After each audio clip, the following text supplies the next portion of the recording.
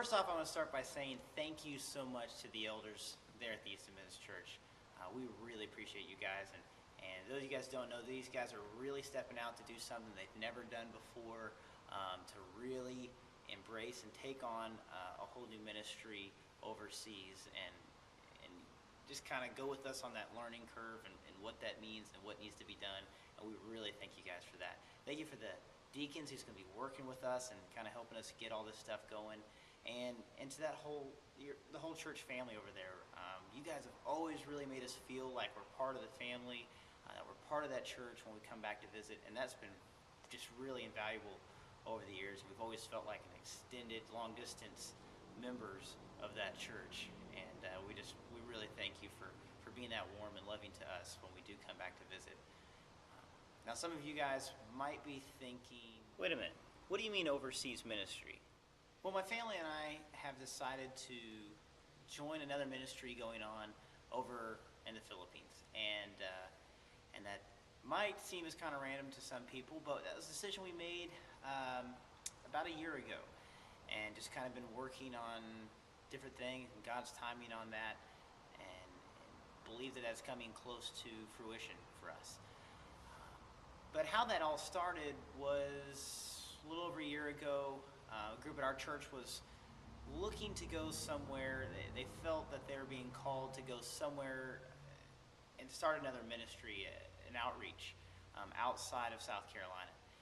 And as they looked for that, a missionary from the Philippines came and visited, and he talked about a program that he had going on over there where they teach people how to raise goats and to get them out of extreme poverty, as opposed to just giving them stuff and feeding them for the day, but to actually teach them how to get out of poverty.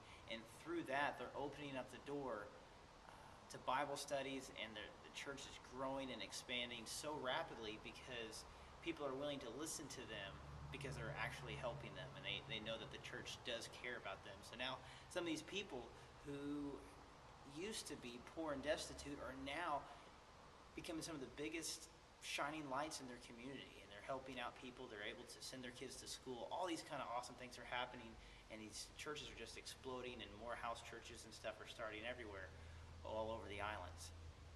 And so they're really excited about that, and they said, I think we can do this down in Nicaragua, which is a place that our church has been going to for about 5 years down here. So they decided they're going to try to duplicate this program, and one of the ministers here, who was kind of heading up this whole thing, decided, let's go learn firsthand in the Philippines what they're doing over there to make sure we're really duplicating that process down in Nicaragua.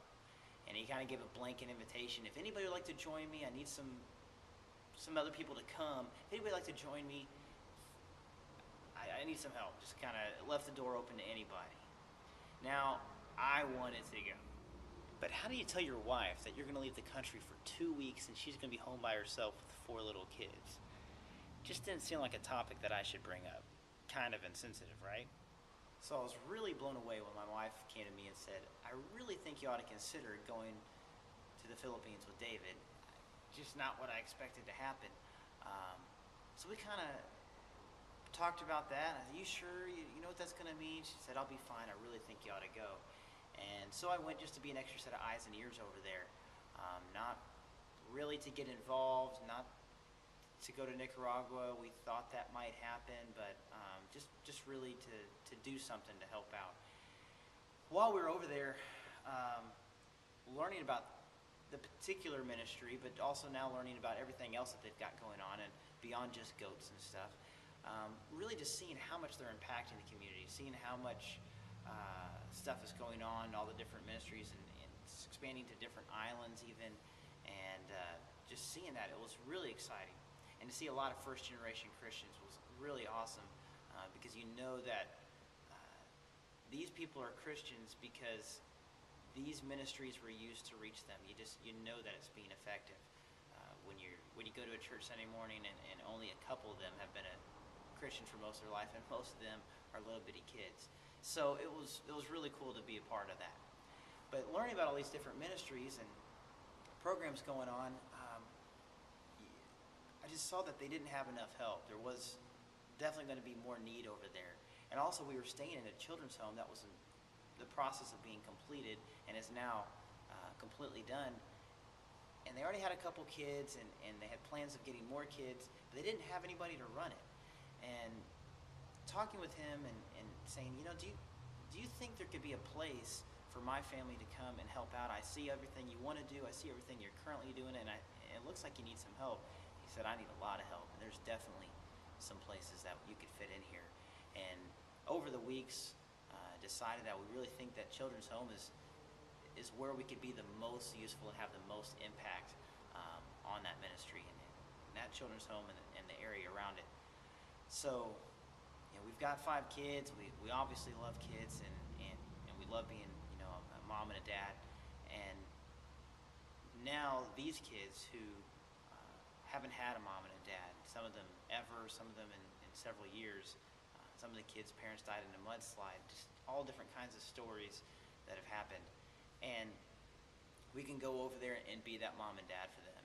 And again, just all in the name of Christ and reaching out. And so we're really excited to go over there and to join that ministry already going on and to be sent there from this church. We're just very excited that the elders again have decided to partner with us and to help us out and to get these different things going.